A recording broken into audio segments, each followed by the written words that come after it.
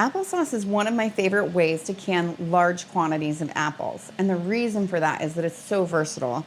I can eat it plain, I can add other flavorings to it, I can actually use it as a base for multiple different kinds of fruit leather, and I can even add it to baked goods.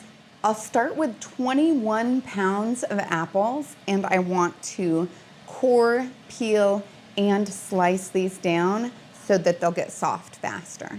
I really like to use the apple core slicer peeler just because it makes things so fast, and it does such a good job. I'll give all the cores and skins to my animals, but if you don't have them, you could use it for a compost, or you could even make apple cider vinegar out of it.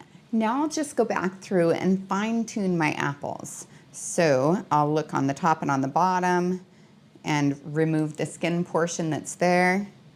And I'll check on the inside just to make sure that there's no seeds that have been left behind.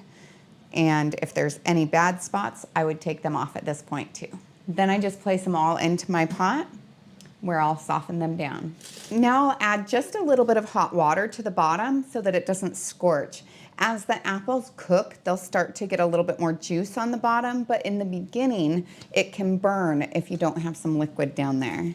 So anywhere from half a cup to a cup.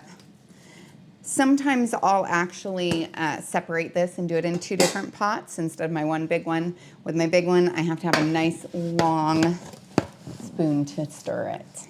So now I'll put this on the stove and simmer it until those apples are nice and soft.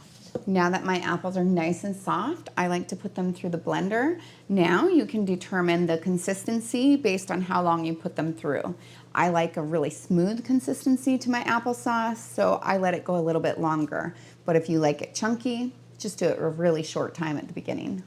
This is going to take a couple of different tries in the blender because there's so many. So what I'll do is I'll load up my blender, and then I have 2 cups of sugar pre-measured. So I'll put in just, probably about 1/4 approximately of the sugar. This just makes it so that it's kind of mixed in already, so I don't have to stir it as much. And then I'll blender it up to my desired consistency, smooth for me. And I'll repeat this process until I have all of my applesauce pureed. And now I'll place this back on the stove and cook it down until it's the thickness that I like.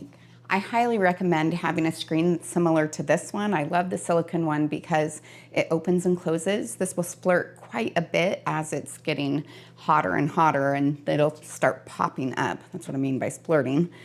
And then it makes it so that I can open it just a little bit, stir, and close it again really quickly. But you'll notice it makes a big mess, especially if you don't have a screen. I'll then fill my quart-sized jars until they're 1/2 inch of a head space, which is the space from the top of the food to the top of the jar.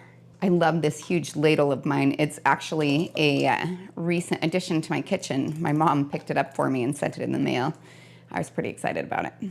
Now you have all kinds of different options when it comes to applesauce. This, of course, is just the basic applesauce, but I also really like doing a rhubarb applesauce and a cinnamon applesauce. Once it gets down to the bottom portion, I just use a spatula, and it does a great job of getting everything off the sides. It's amazing how much can be stuck to the side. The other thing you can do to liven up your applesauces is try multiple different kinds of apples, sometimes all in the same batch. And you'll get totally different flavors depending on what kind of apple you're using. Now I'll use a clean, damp cloth to wipe off the rim of my jars, and that just makes it so that if there's any food on the edge, that it won't interfere with the seal. And then I place on my lids and rings fingertip tight, which is actually what creates the vacuum that enables the sealing of the jar. I'll then process these in the boiling water bath for 20 minutes if it's sea level. Since I'm at 1,200 feet, I'm gonna process them for 25. Now that it's at a rapid boil, I'll set my timer. The timer just went off, so I'll remove the lid, turn off the heat, and let it cool down for 5 minutes.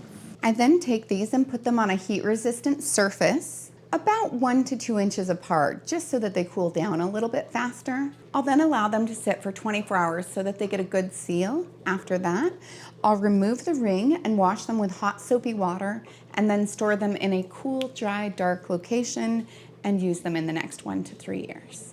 So, taste testing. It's really good. I used the Cosmic Crisp apples today, and they're just slightly tart. So I like how you catch that right at the back of your tongue there. Definitely play with different varieties because all of them taste a little bit different.